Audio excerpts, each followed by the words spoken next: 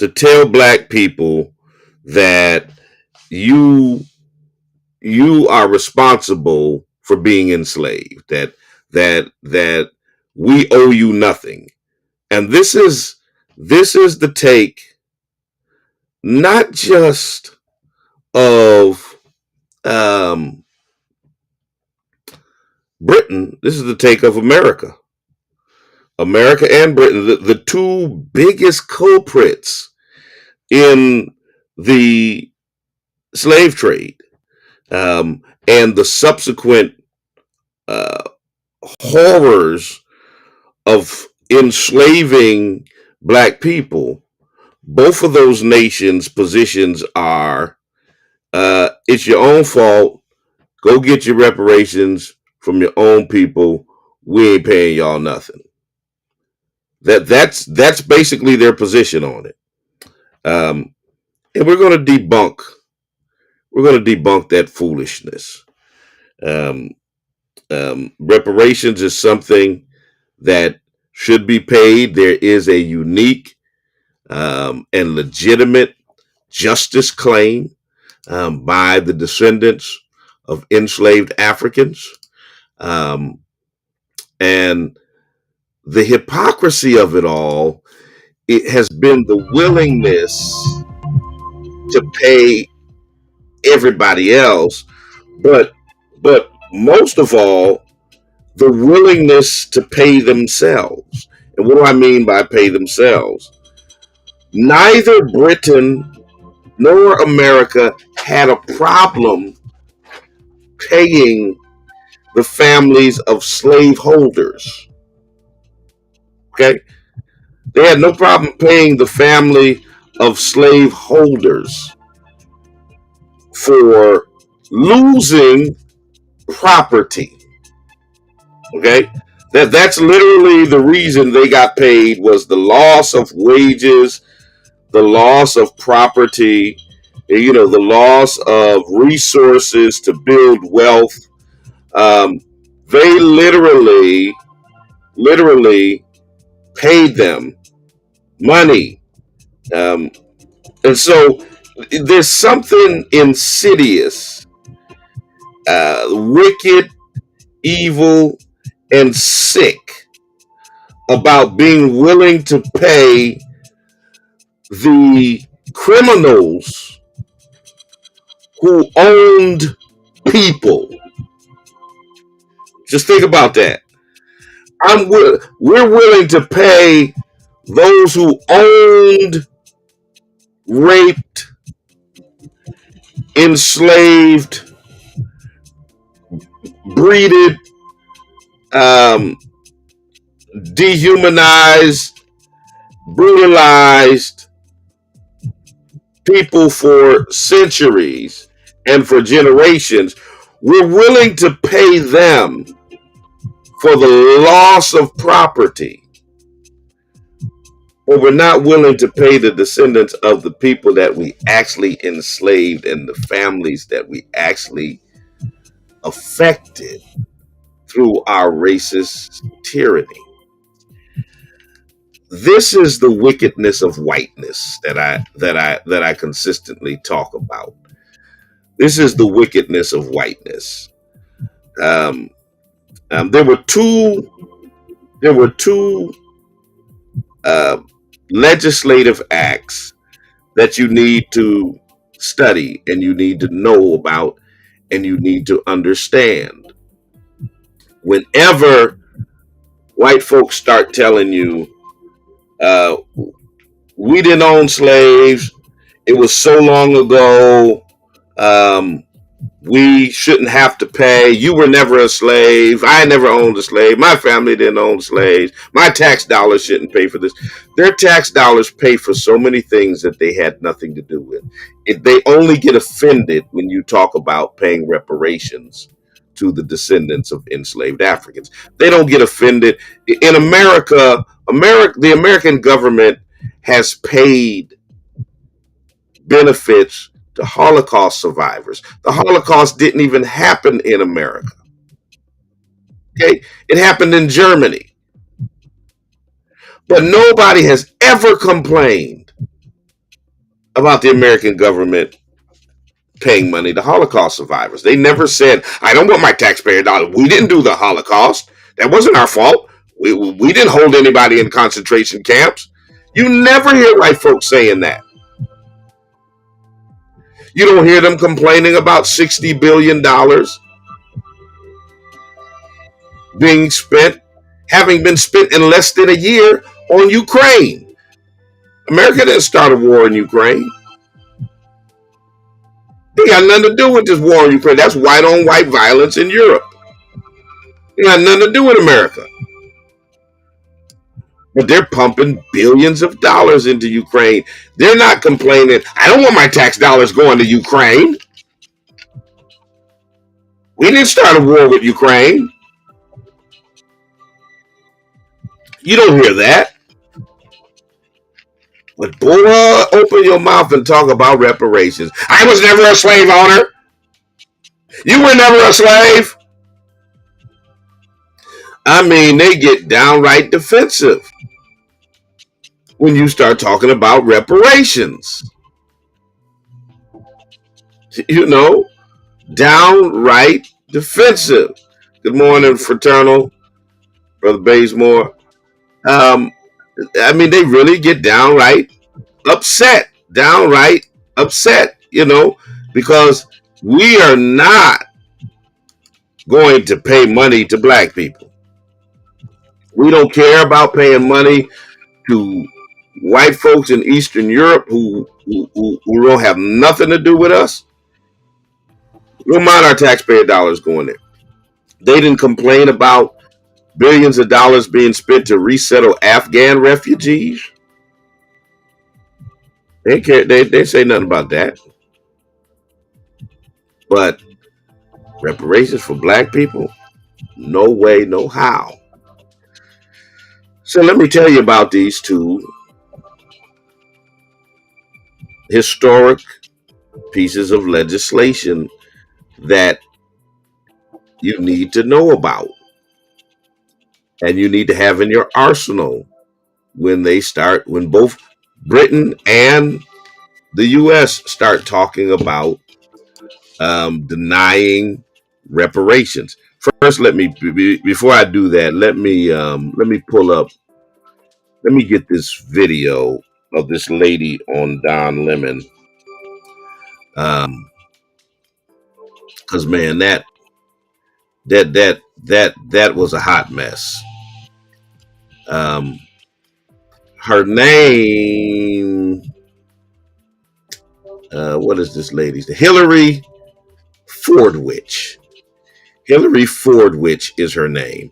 And Don asked her, he talks about how the death of the Queen and looking at all of this opulence, all of this money that is being spent, talking about all of the wealth that they have, talking about Prince William inheriting the $1 billion estate from King Charles and all these billions of dollars and stuff that were wealth gained off the slave trade. And he says that, it has brought up the conversation about colonization, et cetera, et cetera. And this Hillary Fordwich lady basically says, go get your reparations from Africans. Listen to what this is coming when, there's all of this wealth and you hear about it comes as England is facing rising costs of living, a living crisis, austerity budget cuts, and so on. And then you have those who are asking for reparations for colonialism, and they're wondering, $100 billion, $24 billion here and there, $500 million there. Some people want to be paid back, and members of the public are wondering, why are we suffering when you are, you have all of this vast wealth? Those are legitimate concerns.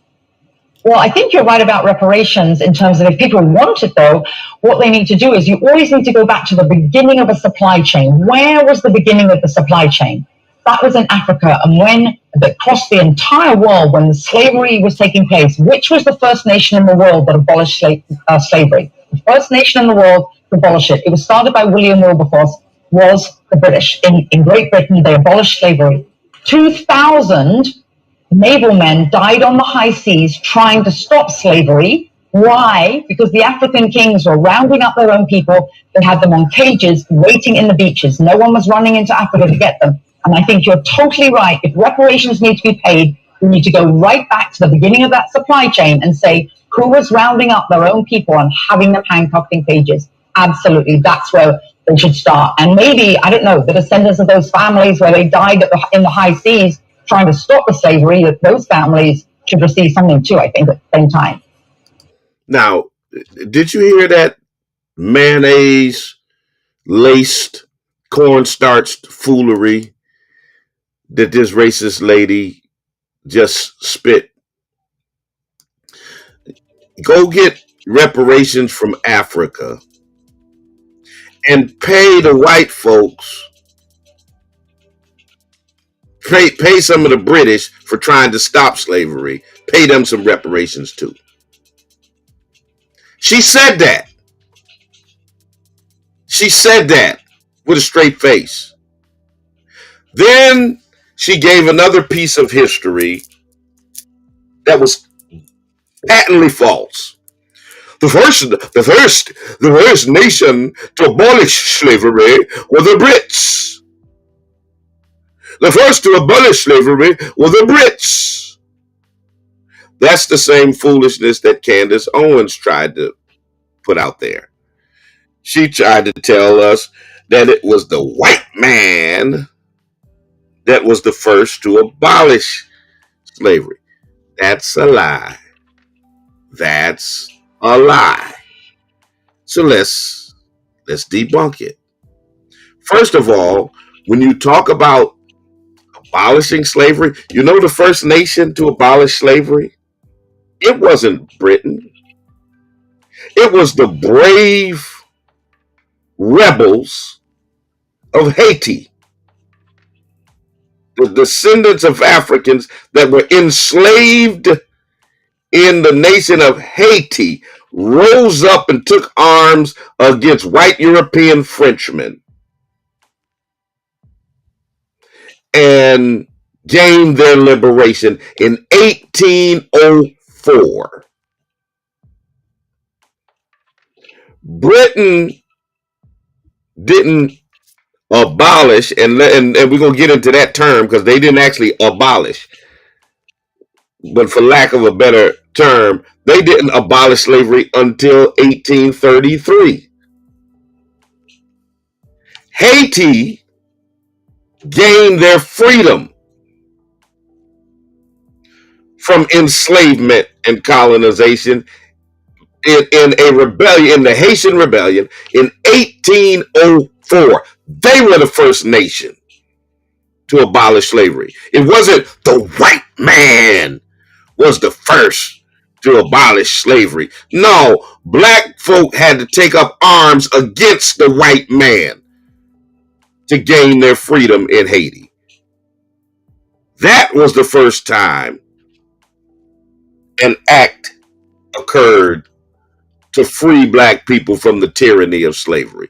So they're going to tell you that. You're going to hear them say it was white folks who were the first to abolish slavery. That's a lie. That's a straight up lie. Then when you talk about Britain, their so-called abolishment of slavery, let me tell you what they actually did. This is what they did. Okay? Britain took out a loan. Took out a loan and purchased. And see, they'll remix this story too. They'll tell you, "Well, Britain freed all the slaves." No, they purchased the freedom of enslaved Africans in Britain from the slaveholders. All right, they didn't go to war like the Civil War in America. What they did, they said, "Okay, what we'll do is we'll purchase. We'll pay money to all those who own people so that they can be freed and we can say that we've abolished slavery. So they borrowed money to pay slaveholders. Basically, slave owners got reparations. Now, here's the thing about it. They borrowed 40% of their national budget at the time. They borrowed so much money that, check this out, Britain did not finish paying off the loan until 2015. Now you do the math. From 1833 to 2015, they were paying off a loan for money they paid slavers. So while Britain scoffs at paying reparations to the millions of people they enslaved, the millions of people whose deaths they caused through colonization, estimates are at 56 million Africans and Indians that died as a result of British colonization. They won't even hear about paying reparations to their families. But they just finished 7 years ago paying off a loan that paid reparations to the families of slave owners. They spent 182 years to pay off that money. That's how much money they took out to pay these slavers. It took them 182. What kind of loan terms is that? Think about it. You all have taken out a mortgage. You've taken out a 30-year loan on your house, a 5-6 year loan on your car. What kind of money must you have borrowed for it to take you 182 years to pay it off? They just finished paying it in 2015. And not only was it 182 years, if 20 years is a generation, that means 9 generations of Britain's population, their tax dollars went to pay slave owners. So they didn't have nothing to do with slavery. They didn't own slaves, but they were paying slaveholders. Their tax money was paying slaveholders until 2015. Have you ever heard a British person complain about that? Oh no, but you talk about paying the families of the people they enslaved and colonized. Oh no, go to Africa and get your reparations. That was called, look it up. It was an act. Hold up, let me find it. I just got through um, talking about it. Um, these were legal acts that authorized them to borrow money to pay slave holders. And these are acts that most people haven't even heard of. It was called the Slavery Abolition Act. The Slavery Abolition Act. 40% of its national budget to pay slave owners for the loss of slaves. America did the same thing. It was called the Compensated Emancipation Act. And that's where America took money and paid slave owners after emancipation for the quote unquote loss of property. For the loss of property. So America and Britain can pay white slave owners, but they refuse to talk about paying the families of the black people they actually enslaved. If that ain't some white supremacy for your behind, I don't know what is. I don't know what is. I don't know what is. 413-337-1867. I think we got State Rep Ben Bud Williams Almost said Ben Swan. State Rep Bud Williams. Shout out to former State Rep Ben Swan, who I'm guest hosting for on the Black Love Experience, who had a birthday last week. He turned the young age of 89. Happy birthday, Uncle Ben. Happy belated. Let me see if I can get the rep on. Rep Williams, you there? I see him. I just don't hear him. Here he is. Yes, sir. Hey, good morning. I apologize. I still can't. I got to go to work on that app. I can't get in there. I've been trying for 30 minutes. Okay. We'll figure it out. But interesting program this morning. Very interesting. And happy, I talked to Uncle Ben last week. Happy belated birthday at the young, tender age of 89. God bless him. Yes, sir. God is good. Absolutely. So, there's a lot going on, and it's a lot to do with money in the Commonwealth. Mm-hmm. And a couple things. This State House report will make it real quick and probably real brief. But just to give the report on the Donna Blake Park, which is on Pendleton Avenue, we're able to secure more money to upgrade that park and put some splash pads in there and benches and all that good stuff. So we continue to work with our park within our community. And the Knox building, Bishop, is coming right along. They're going to have 100 units ready by next year, 100 jobs. The Knox building, Uncle Ben tried, we tried for years to get it done, and we finally got it done. All right. And what people don't understand about the motorcycle building and the Knox building, half those people, they're a working population.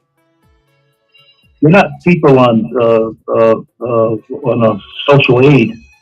They work. They go to work every single day. So I don't want people to get the wrong idea. People live in the motorcycle building or the Knox building, that it's a big building with all folks on assistance. It's not.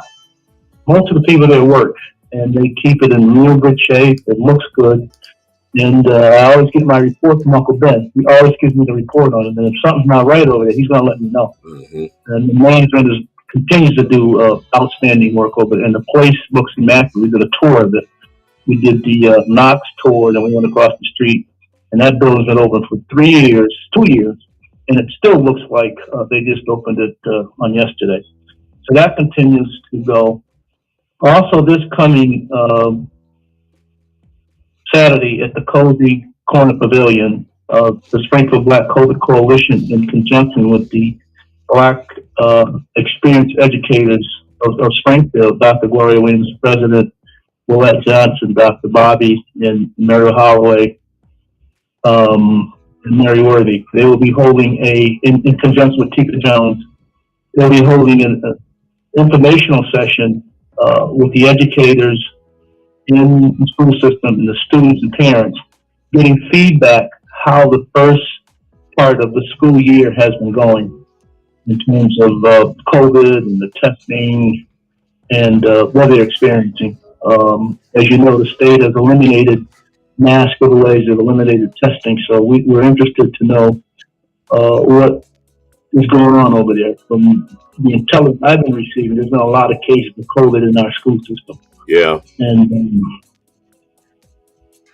so 3:00 tomorrow to Cozyville. Come and get some public testimony so we can get some input and take it directly to the superintendent. I'm very interested in this. As you might know, Auditor Bump came back and said that the state had almost excess of $3 billion. And that $3 billion has to go back to the taxpayers of Massachusetts. That came under, was an old law that was back in the 80s, Chapter 62F. And if you generate more revenue than you had projected, it has to go back to the hands of the people. It happened one time back in 19 80 something we did it. So each taxpayer will be receiving a rebate from the Commonwealth of Massachusetts. Okay. You don't know what the amount is because each individual is calculated Okay. as to what you pay for taxes. It's good. But what the other piece is that, remember the economic bill, which you had a lot of public input, was stalled because of this. So now, I talked to Chairman Michaelwitz on yesterday. The House and the Senate are going to revisit that economic bill because part of the economic bill, we're going to give one-time rebates, $250 for middle class and poor income folks, and we're going to boost child care dependent credit, increase the senior circuit breaker tax credit, and nickel deduction cap, among the other measures. But it all got stalled because Baker last minute during the budget said that, hey, you got to get the taxpayers back their money. So each individual will be receiving some tax money. I think it's good. And the other piece beyond that, the economic bill, remember, we talked about affordable housing, getting money for the hospitals, for nursing homes, and because nursing homes and hospitals got hurt really bad during the COVID-19. Mm-hmm. And we're going to try to make them whole, as you may know. And also, we continue to reach out for our small businesses within, especially the Basin Square community in the Six Corners and Pine Point and Indian Orchard, that they're on a shoestring, Bishop. And what we're trying to do is encourage the mayor, Marsano, to get that ARPA money out. Your brother Chase Swan's doing a fantastic job. But the demand is so great that they're getting thousands of applicants. It's just this. And so I try to tell people, I know it's difficult, but be a little patient because they are trying, they are doing, I think, a hell of a job just getting it done. Then you had the $1,400 for residential, and then you had the ARPA. So it's talking with the mayor. It's going to take place, but as I said, it's a federal program. So there's applications have to be done the right way. Right. You got to dot every I, cross every T, and what has to happen is that they can't legally fill it out for you. Right. This is what we have to understand. It's they can give you advice and input and suggestions. You got to do it on your own. Right. So that's good. And with that being said, as you know, you're part of the HOPE CDC, which is Community Development Grant Money. I want to thank the mayor for funding that at $500,000, which we did something we talked about this last week with Bush II did. When he tried to say, hey, look, we're going to help the faith-based community to help our community. And we think that churches do a lot more with less. Mm-hmm. And that's still the case, I believe. Yeah. So with that being said, on October 17th, HOPE CDC will have a public rollout down at STCC and explain to the community exactly what is going on in our community. So it's all good stuff, we think. Now, there's a lot of pools of money, and I know you're very active. You do it the right way. You apply for stuff, and I have to tell within our community, you have to apply for stuff. It just can't be. You just can't knock on the door and say, "Hey, we need a grant. We need some money." Yeah, you got to go through the process. Yeah, you got to do due diligence. And I always say sometimes you might have to ask individuals to help you, and then they will actually be compensated. They need to be compensated to help you. Right? We talked about this, but I think we're in a good position with the TDI going on here. The city has money to do Mason Square, and you know that each neighborhood council received $100,000 to spend as they see fit within our communities. That means Upper Hill, Old Hill, Six Corners, and Ignite, which directly affect us. They can actually give mini grants to individuals in our community. And Bishop, one question that, one suggestion, not even a suggestion, folks are always, we have a lot of homeowners within our community.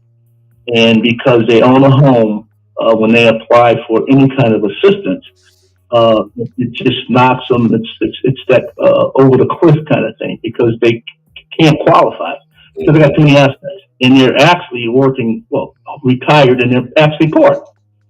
So what we're trying to do with the Hope CDC and the neighbor councils is that folks who like to get their porches done, to get the windows fixed, to get the roof fixed, little things like that, or homeowners that go a very, very long way. Right. Windows, that kind of thing. So hopefully it will all work, and we will continue to make hay. Yeah. Certainly, you mimic. You have and I say this in a very positive way because you do like the churches in Boston do. They find they get them a 501(c) and they go to work. Yeah. They go for business. They understand that. And I think it's a great model. And I think a lot of churches now are starting to pay attention. And this was really big back in the 80s when a lot of the churches had their 501(c)s. And then that meant they could do a lot of programming, through government programming and private programming. Yeah, absolutely. And I encourage them to, to seek that venue. A lot of them want to do work. They want the resources, but they need the technical assistance to set themselves up and structure themselves, so they can get it done. Um, and I think that's extremely important. The other point on this, folks who are interested in the tax relief, they have a number you can call. You can find exactly with all the information that you need, that you want to answer some of your questions. And I'm going to give that number out. Okay. This is the 62F 1980 law. The state had an excess of $3 billion. Anyone who filed, any Massachusetts taxpayer, including residents and non-resident filers, can also use a refund estimation tool, all that fancy stuff. And what it'll equate to, you'll get about 13% back of what you paid, what your tax liability was. Now, everybody's tax liability is different. Mm-hmm. So this is the number you can call, or 877. All right. 677 9727. And Uncle Ben always told me to say it again. Yes, sir. Because people get a pencil. And I know somebody's going to call and say, "What was that number he gave out?" 877 677 9727. You all got that? Hope you all got that. 877-677-9727. Call that number. They will answer all of your questions. Richard, as we continue this, the budget, as you might know, the economic bill got stalled. And there was a lot of good programming, and there's a lot of money we had earmarked for our district. And that's why it was so important. But when this came up, the $3 billion, it kind of, it just, the House and Senate didn't want to deal with it at that time. Mm-hmm. So we have to still continue to push for that economic bill. Now, we're technically in informal session until January. Right. And a lot of times they don't like to bring the economic bill back because when we're in informal session, it just takes one vote. One rep can say no, and it kills it. Mm-hmm. So they're afraid that if they bring it back, because a lot of times we get problems with the Republican side of the House, Republican side of the Senate, the very few that they have, and one person. So they're leery. So when you bring it back, it's got to be airtight. Yeah. I mean, it has to be airtight. So hopefully, I'm keeping my fingers crossed and calling on a daily basis because, as I said, there's a lot of, there's money in there for broadband. There's money in there for housing. There was money in there for affordable housing, community agencies. It's just right now in history of this time. I don't think we'll ever see this kind of money flowing through government. Right. From Congress and the state and the city, ARPA and all. Remember, millions and millions and millions of dollars. And it's my job to make sure that the district, this district gets its fair share. Yeah. And I'm gonna ask you. Well, I just want to thank you every time I get do something in the state. I've used you as a personal witness testimony. And I'm just so pleased. But we need to really. We will be forming. As this coming year, I'll become the chairperson of the Black Latino Caucus, and we're going to try to really focus on gateway cities and focus on our districts, because this is the time when we have to make a difference. Now the city, my understanding, they're doing 22 town Calum and home city housing. They wrote a grant with the city, and we got an opportunity to get 22 homes in the Old Hill neighborhood, Bishop. Old Hill. Mm-hmm. Taking those empty lots and then putting them in the hands of individuals who live in Old Hill. Right. Or you have to live in Old Hill. So a lot of times we were getting these options. We finally, in talking with the Silent administration, he finally agreed and listened. Like those auctions, our people weren't benefiting at all. You had guys from Long Meadow and Wolverham and New York coming in. They outbid everybody. Right. And they would get the lots, and then what they do, they end up renting them, and they become absentee landlords. They're not even around, but they have a lot of lots, so that they stopped that to a degree, and so we were able, and thank Mayor Simon, really, and that 22 homes. It's similar to what we did on Central Street after the tornado. If you ride up Central Street now, and you look at those homes that they did, the new homes they did, they're still a good, Bishop. Yeah. They look good. They keep them up. So we can get that kind of home ownership. It's going to really impact the community, and because your church is in Old Hill. Yeah. And Old Hill is the north end. This portion of this district that has the poorest neighborhood in the Commonwealth. Mm-hmm. North end is the poorest.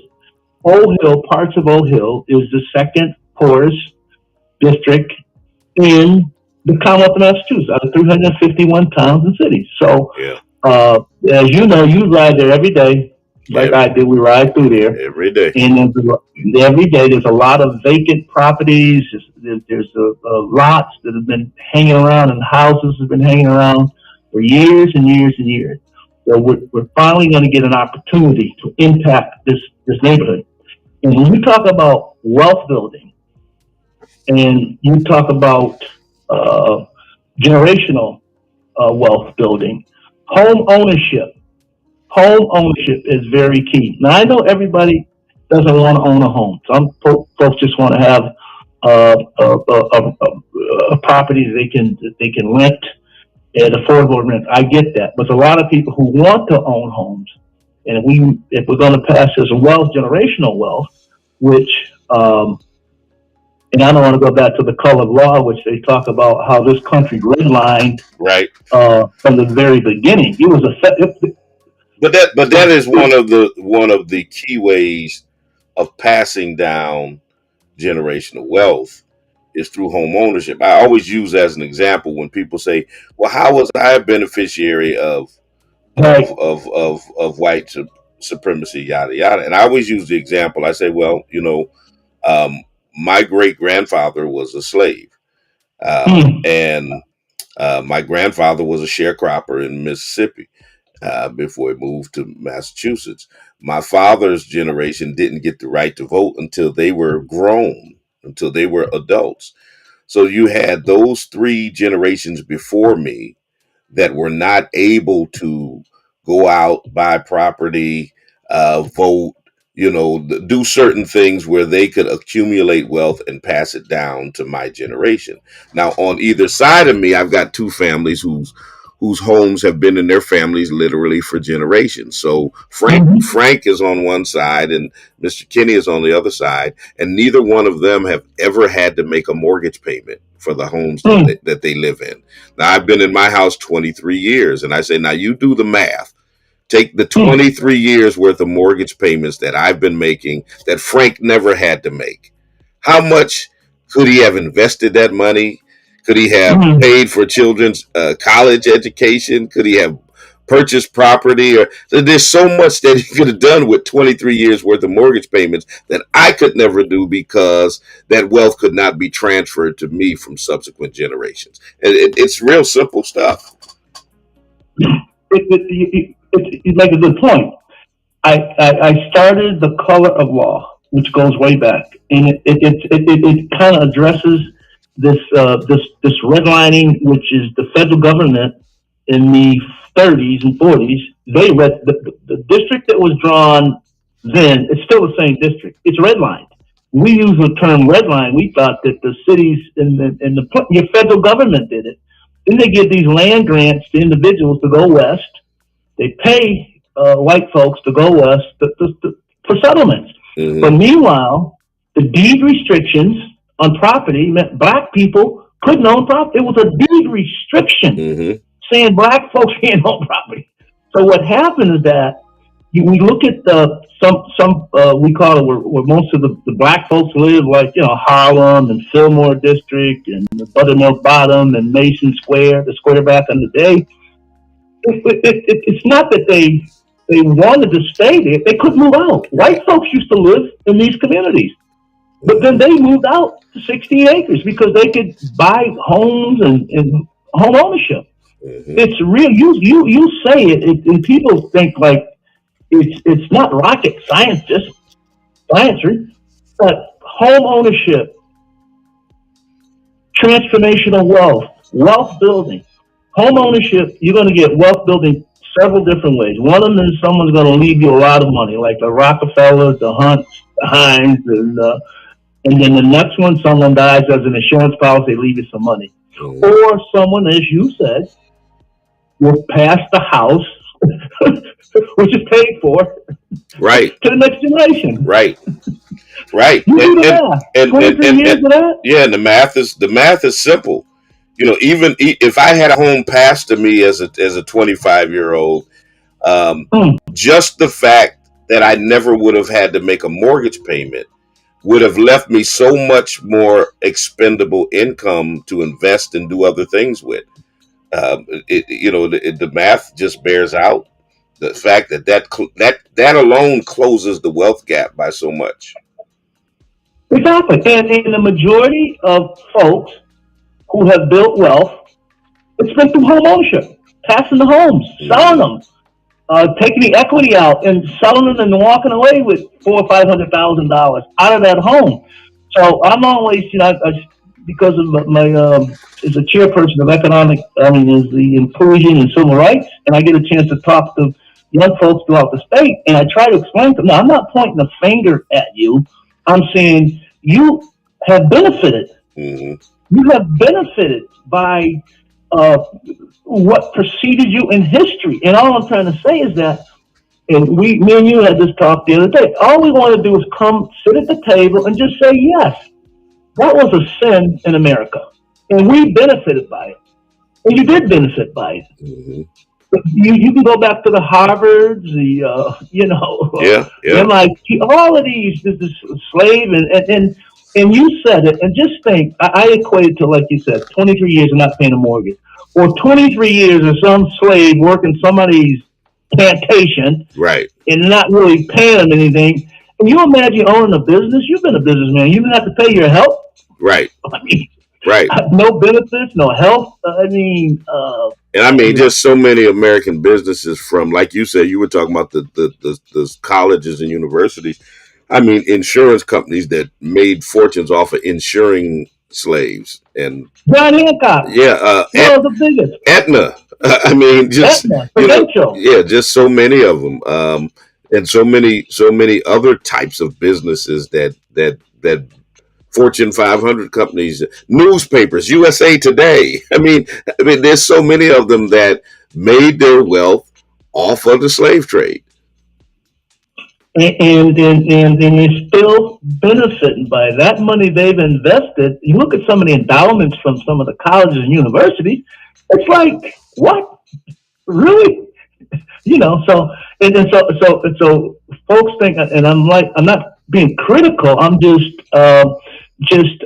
the narrative is just giving you information and trying to open your eyes until we can understand that as people, Mm-hmm. that the color line, until we can sit down and talk about it. Yes, reparations should take place. There's a reparations bill being filed right now. As you're going to get a look at it when I get a chance to see it. I mean, as you look through history, and I'm not casting any aspersions on any group, any nationality. I'm just saying, when it always comes to black people, I mean, the Japanese, when they were in those concentration camps on the West Coast, Yeah, they gave them reparations when they kind of like let them go. absolutely did. Matter of fact, it was Ronald Reagan who signed that bill into law in the 1980s. They were paying the families of those that were interred during World War II. So when people Absolutely. so when people talk about, well, we didn't have anything to do with that. America is always spending money um, from the tax dollars of generations that had nothing to do with the incident that they're paying, for. Like I said earlier on the show, um, the American government has made payments to Holocaust survivors, and the Yep. Holocaust didn't even happen in America. Yep. True. Case in point. So our conversation, and thank you for continuing to stay on this report, but we're going to get into the weeds. And really, it's the economic development, home ownership, affordable housing, all that, enhancing our businesses. Our beauticians and barbers and restaurants owners, they are on a shoestring, Bishop. Yeah. They're on a shoestring. Really, they really are. I mean, it's up to us as a community, and we're going to try to hopefully, as I said, this is an opportunity. We have millions and millions of dollars, and hopefully we can get into the hands of the people. But so don't forget tomorrow, at Cozy Corner, the Coalition of Experienced Black Educators, we hold a forum trying to get input as to how your school year has gone so far. And they want to get the data, get the information. They're going to get information. They're going to write it, and they're going to give it to the superintendent. So we know, and if you listen to the experts, there's going to be a surge with this COVID. It could be Omicron. Whatever it's going to be. Mm-hmm. But they're pretty convinced something's going to come. Whether it's minor or major, I don't know. But we'll do it. But Bishop, thank you for your time. Yes, sir. Thank you for your. Oh, we forgot the NAACP. Yeah, the Freedom Fund is coming up on October 27th. So we need you all to pay attention to that date. It's coming up on us very quickly. And our special guest is Bishop Vashti McKenzie, the first female bishop in the AME Church, the oldest black denomination. She is also currently the president and general secretary of the National Council of Churches. She is the international chaplain for Delta Sigma Theta sorority. So she's going to be our special guest on October 27th, 6 p.m. at the Sheraton Springfield. You can go to bit.ly /104 Freedom Fund. bit.ly /104 Freedom Fund, and you can purchase your ticket. There's a ticket price for in person and for virtual. So there's a limited number of in person tickets. So if you want to be there, Bishop McKenzie will be here present in the city. So we're looking forward to that event, and you all need to come on out and support. It's the first time we'll be in person since 2019. since 19. That's right. Since the pandemic. So we're looking forward to it. And as a sidebar, C. Jackson and myself, Rep. Bud Williams, we are still doing that. We had started that NAACP membership drive on your behalf, and then kind of COVID kind of like messed us up a little bit. But we're back on. I talked to C last night. We're going to be on it, Bishop. We're trying to build up the NAACP because at the end of the day, it's still the #1 organization in the country when it comes to advocating for Black folks. And I happened to be in Atlantic City when you had your we couldn't catch up. I went down and it was phenomenal. My wife, we went down. It was just beautiful. So see so many Black people, yeah, doing stuff. Yes, doing stuff. So. All right. Thank you, Bishop. Yes, sir. We'll see you next time around. Okay. All right. To the listening audience, we are out of time, and so we're going to get out of here. If you're looking for a place to worship, check us out at the Spring of Hope Church of God in Christ, 35 Alden Street, Springfield, Massachusetts, 11 o'clock a.m. on Sunday morning. And check us out. We'll be back on the spoken word on Monday morning at 9 a.m. Justice and Flow at 10 a.m. Until the next time I talk to you and you talk to me, remember, God loves you. So do I.